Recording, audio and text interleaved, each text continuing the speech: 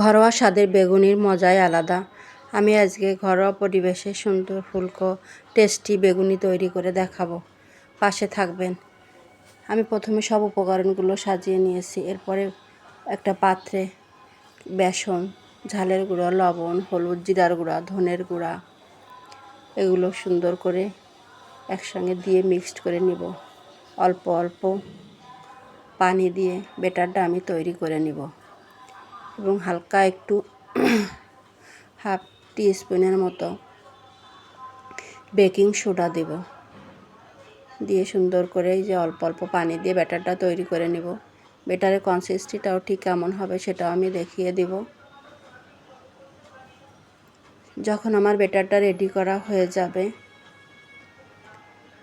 তখন আমি যে বেগুনি ভাজির জন্য যে তেলটা আমি রেডি করতে দেব সেই তেলটা যখন গরম হয়ে যাবে তখন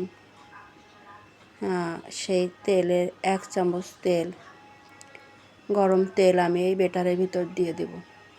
তাহলে বেগুনিটা ফুলকো হবে এবং মচমচে হবে, খেতেও ভালো লাগবে। যে বেগুনটাকে আমি কুটে রাখছিলাম সেই বেগুনটাকে আমি একটু হালকা লবণ দিয়ে কিছুক্ষণ রেখে দিব। বেগুন রেখে দিলে তার ভিতর একটু শুকনো ঝালের গুঁড়া দিব, দিয়ে রেখে দিব। এটা রেখে দিলে বেগুনটা একটু নরমও হয়ে যায় এবং ভিতরে লবণটাও পৌঁছায় এবং খেতে স্বাদও লাগে। এবার কড়াইতে তেল গরম হয়ে গেলে আমি ব্যাটারের ভিতর বেগুনগুলো গড়িয়ে গড়িয়ে নিয়ে তেলের ভিতর ছেড়ে দিব। গরম তেলের ভিতর হালকা মিডিয়াম আছে জাল দিয়ে এটা ডুবো তেলে ভাজতে হয়। যদি একটু তেল কম থাকে তখন আপনি এটার উপরে এই যে এরকম চামচ দিয়ে তেলটা উঠিয়ে দিতে পারেন, তাহলে ফুলকো হয়। তবে ডুবো তেলে বেশি তেলে ভাজলে বেশি ফুলকো হয়। এভাবে যে এক পাশ হয়ে যাবে উল্টে উল্টে নিয়ে আমি পুরো বেগুনিগুলো এভাবে ভেজে নিব। যখন ভাজি রেডি হয়ে যাবে আমি চামচ দিয়ে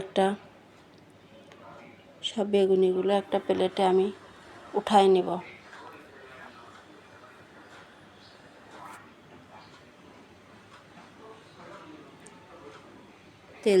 পুরোটা তেল ঝরিয়ে উঠাই নেব।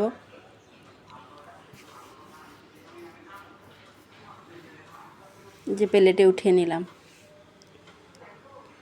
এখন এটা রেডি হয়ে গেল। গরম গরম পরিবেশন করবেন।